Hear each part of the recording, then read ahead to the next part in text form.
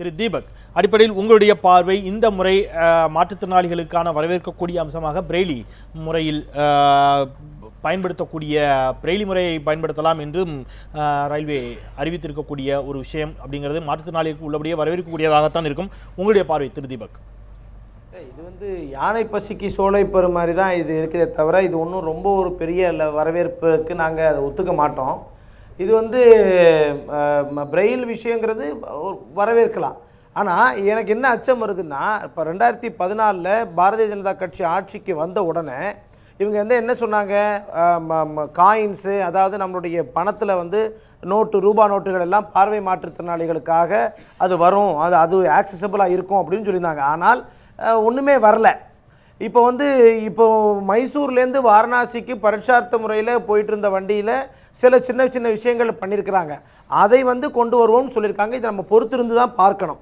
ரெண்டாவது விஷயம், நீங்கள் இதை கொஞ்சம் ஆழமாக பார்க்க வேண்டிய ஒரு விஷயம், ஒரு நேஷ்னல் ஃப்ளாக்ஷிப் ப்ரோக்ராம், சுத்தமான இந்தியாங்கிற ஒரு விஷயம் நேஷ்னல் ஃப்ளாக்ஷிப் ப்ரோக்ராம். அதில் மாற்றுத்திறனாளிகளுக்கான கழிவறை ஒரு பெரிய A1 ஸ்டேஷனில் ஒரே ஒரு பிளாட்ஃபார்முக்கு ஒன்று தான் வைப்போம். அதாவது ஒரு ஸ்டேஷனில் எல்லா பிளாட்ஃபார்ம்லையும் வைக்கணும்னு சொல்லலை, ஒரு பாத்ரூம் ஒரு டாய்லெட் ஒரு பிளாட்ஃபார்மில் தான் வைப்போம். இது எந்த வகையில் செய்வன திருந்த செய், இதை எந்த வகையில் நாங்கள் எடுத்துக்கிறது? இவ்வளோ பெரிய நேஷனல் ஃப்ளாக்ஷிப் ப்ரோக்ராம்லேயே எங்களுக்கு கொடுக்கல அப்படின்னா நீங்கள் எப்போ எங்களுக்காக செய்ய போகிறீங்க? இன்னும் ஒன்று ஆழமாக பார்க்கணும். இந்த புண்ணுக்கு புணுகு போடுற வேலையை பாரதிய ஜனதா கட்சியினுடைய ரயில்வே அமைச்சர் இதை செஞ்சிருக்காரு தான் நான் சொல்லணும். இந்த திவ்யாங் அப்படிங்கிற வார்த்தை, அதாவது ஊனமுற்றவர்களை தெய்வாம்சம் பொருந்தியவர்கள் அப்படின்னு சொல்லி அவங்க திரும்ப திரும்ப மன் கி பாத்துக்கு அப்புறமா பிரதமர் பயன்படுத்துறாரு. அடுத்து இன்னைக்கு ரயில்வே அமைச்சர் சுரேஷ் பிரபு பயன்படுத்தியிருக்காரு. இந்தியா முழுக்க ஊனமுற்றவர்களுடைய குரலாக நாங்கள் எல்லாரும் கடிதம் எழுதியாச்சு, எல்லாரும் ஃபேக்ஸ் அனுப்பிச்சாச்சு. ஆனால் திரும்ப திரும்ப இந்த வார்த்தையை பயன்படுத்துறத கண்டிப்பாக நிப்பாட்டிக்கணும். ஒரு பக்கம் என்னன்னா, நீங்க இந்த பக்கம் ராஜா அவர்கள் என்ன பண்றாங்க, எல்லா டிவி சேனல்ல வரும்பொழுதும் சரிதான், மற்ற இடங்கள்ல வரும்போது தான் கூணுங்கிறாரு, குருடுங்கிறாங்க, நொண்டிங்கிறாங்க, இந்த வார்த்தையெல்லாம் பயன்படுத்திட்டு திவ்யாங்கன்ற மாத்திரம் டெல்லியில சொல்றீங்களே. நீங்க எங்க தெய்வாம்சம் பொருந்தியவர் கொண்டு வர வேண்டாம். திரு தீபக், அது குறைத்து மதிப்பிடக்கூடிய வார்த்தை இல்ல, அது உயர்வாக பார்க்கக்கூடிய ஒரு வார்த்தை தானே. அதுல விமர்சனிப்பதற்கு என்ன இருக்குது? மாற்றுத்திறனாளிகளை ஒரு கொச்சைப்படுத்தக்கூடிய வார்த்தைகள் சொன்னாருன்னு சொன்னா நீங்க சங்கடப்படலாம். தெய்வாம்சம் கொண்டவர்கள் என்பதாக உங்களை உயர்த்தக்கூடிய வார்த்தைகளை தானே முதல்ல, அதாவது ஐநா சபையே மனிதர்களாக பாருங்க, we are first persons. அதுக்கு அப்புறமா நீங்க தெய்வாம்சம் விஷயமெல்லாம் பார்க்கலாம். இது எந்த வகையிலும் ஸ்டிக்மாவையோ அல்லது எங்களை பத்தி ஒரு தவறான மனப்பான்மையோ மாற்ற போறது கிடையாது. நீங்க செய்ய வேண்டியதை தெளிவா செய்யுங்க. கழிவறை கட்டுங்க. நீங்க கழிவறை கூட உருப்படியாக செய்ய முடியாம நீங்க சர்வதேச லெவல்ல போய் நாங்க ஒரு சூப்பர் பவர் எங்களுக்கு ஐநா சபையில பிரதிநிதித்துவம் கொடுக்கிறோம்ன்றமே ஒரு கழிவறை. இப்ப இன்னொரு ஒண்ணு, 3 வருடமாக இந்த ரயில்வே அமைச்சகம், இதை ஒண்ணு மாத்திரம் சொல்லிடுறேன், 3 வருடமாக ரயில்வே அமைச்சகம் நாங்க கழிவறை கட்டுறோம் தான் எல்லா பாராளுமன்ற உறுப்பினரும் ரிட்டர்ன்ல கொடுத்திருக்கீங்க. இப்பயும் அதே தான் சொல்றீங்களே தவிர எந்த விதமான புது விஷயமும் திருப்பி வரேன். திரு குமரா அவர்களுக்கு நிறைய கேள்விகளை நீங்க தொடர்ச்சி வச்சிருக்கீங்க, அதனால அவருக்கான நேரத்தை கொஞ்சம் கொடுக்க வேண்டியது. நான் மீண்டும் வருகிறேன். எங்களை தெய்வ அம்சம் கொண்டவர்களாக எல்லாம் பார்க்க வேண்டாம், மனிதர்களாக பாருங்கள். நாங்க தெய்வமாக அல்லது தெய்வ அம்சம் கொண்டவர்களாக பார்த்தால் கூட தெய்வ அம்சம் கொண்டவர்களால் சிறுநீர் மலம் கூட கழிக்க முடியாத நிலையில் தெய்வ அம்சம் கொண்டவர்களாய் நாம இந்த தேசத்தில் வைத்திருப்பது சரியா அப்படிங்கிற ஒரு கேள்வியாக அவர் வைக்கிறார். ஏன் கட்டணத்தை குறைக்கல அப்படிங்கிறார்? ஏன்னா கச்சாயினுடைய விலை மிகப்பெரிய அளவில் வீழ்ச்சி அடைந்த பிறகு ஏன் குறைக்கவில்லை அப்படிங்கிறாரு. ஏற்கனவே அறிவித்த அறிவிப்புகளே பல அறிவிப்புகள் செயல்படுத்தப்படாமல் இருக்குங்கிறாரு. ஊழியர்கள் நலன் சார்ந்து சிந்திக்காத ஒரு நிதிநிலை அறிக்கையாக இருக்குங்கிறாரு. உங்களுடைய பதில்? இல்லை, இந்த பட்ஜெட்டையே நீங்கள் 3 பிரிவாக பார்க்கணும். ஒன்று பிரயாணிகள் வசதிகள், ஒன்று, ரெண்டாவது வளர்ச்சி திட்டம், மூணாவது நலத்திட்டங்கள். இந்த 3ஆக பிரித்து பார்த்தீங்கன்னா எல்லாரும் சொல்கிற மாதிரி வளர்ச்சின்னு வரும்போது தான் அதுக்கு உண்டான மூல ஆதாரங்கள், அதற்கு உண்டான நிதி ஆதாரங்கள், இதையெல்லாம் வளர்ச்சி திட்டத்தில் தான் அது வரும். ஆனால் எல்லாரும் சேர்ந்து இந்த வெல்ஃபேர் விஷயத்தையோ இந்த ஃபெசிலிட்டி விஷயத்தையோ ஒருத்தரும் அதை பற்றி பேசலை. அதுலேருந்தே அவங்கெல்லாம் ஒரு தவறான ஒரு கண்ணோட தான் இது பார்க்குறாங்க. ஏதோ ஒரு நடுநிலையாக பார்க்குறவங்க, இப்போ அப்புறம் சாரை விட்டுல காங்கிரஸ் நடுநிலையாக பார்க்க முடியாது. மற்றவங்க எல்லாருமே இது நடுநிலையாக பார்த்து கொஞ்சம் சொன்னாங்கன்னா அது நம்ம ஏற்றுக்கிற மாதிரி இருக்கும். வளர்ச்சி என்பது பொருளாதார வளர்ச்சின்னா பொருளாதார நிபுணர்னா அவர் சொல்கிறத அது நம்ம ஆய்வுக்கு உட்படுத்தான். மற்றபடி ஃபெசிலிட்டியோ அதை பற்றி உண்டான வசதிகளோ எதையுமே நாங்கள் பார்க்க மாட்டோம், நாங்கள் எதையும் எடுத்துக்க மாட்டோம், மொத்தத்தில் இந்த பட்ஜெட் சரியில்லை அப்படின்னு சொல்கிறது ஏற்றுக்க முடியாது. முதல்ல இது வரைக்கும் எத்தனை பட்ஜெட்டில் விலையை குறைச்சிருக்காங்க? இந்த பட்ஜெட் இல்லை, எந்த பட்ஜெட்டில் குறைச்சிருக்காங்க. இன்னொன்று கச்சா எண்ணெய் வந்து இப்பொழுதெல்லாம் கச்சா எண்ணெய் இந்த அளவுக்கு விலை குறைந்திருக்கு. இந்த குறையவில்லை. அது எதுக்குன்னு சொல்கிறேன்னா, இப்போ கச்சா எண்ணெய் வந்து கிட்டத்தட்ட 16 ரூபாய் நம்ம பெட்ரோல் விலையாக குறைஞ்சிருக்கு. இங்கே எல்லாரும் சொல்லட்டும், இப்போ அந்த 16 ரூபாய் குறைஞ்சது டீசல் விலை. இது வரைக்கும் எந்த சரக்கு கட்டணமோ, எந்த ஆட்டோ கட்டணமோ, எந்த லாரி கட்டணமும் குறைஞ்சிருக்குன்னு கேளுங்க.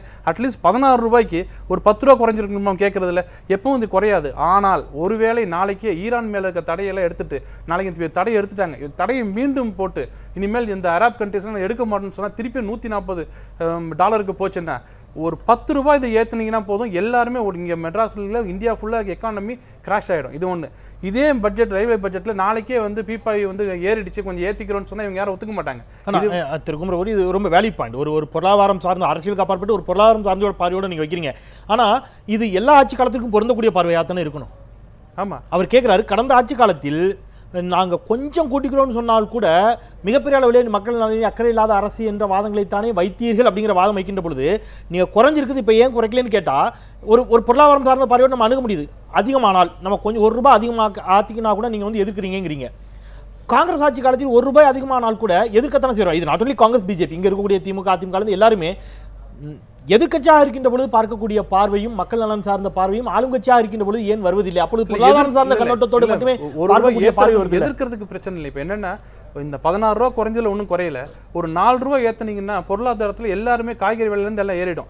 இப்போ 30 ரூபா வந்து குறைஞ்சிருக்குன்னு இப்போ வந்திருக்கு. அது எத்தனை நாளைக்கு அது இருக்கும்ன்றது இன்டர்நேஷனல் லெவலில் பார்க்கணும். அது இன்னொரு 1 வருஷம் 2 வருஷத்துக்கு இருக்கணும்னு கண்டிப்பாக சொன்னாங்கன்னா நம்ம அடுத்த வேலையை எவ்வளோ குறைக்கணும்னு பார்க்கலாம். 2 மாதத்தில் ஏறும், இன்னும் 1.5 மாதத்தில் நாளைக்கே ஏறும்னு சொன்னால் ஒரு ஸ்திரத்தன்மை இல்லாமல் இருக்குது.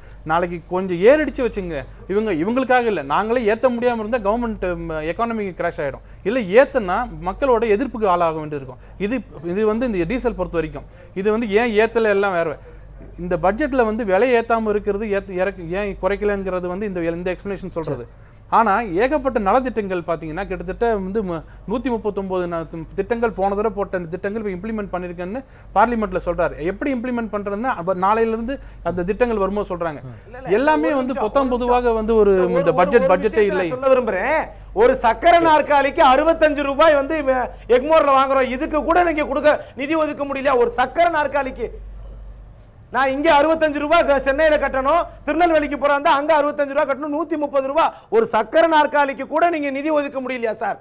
அந்த அளவுல தான் இந்த நாட்டினுடைய பொருளாதாரம் இருக்கா? ஒரு கழிவறையை கூட எங்களுக்கு கட்டி கொடுக்க முடியல. நாங்க காசு கேட்கல சார், நாங்க கக்கூசு கேட்கிறோம்.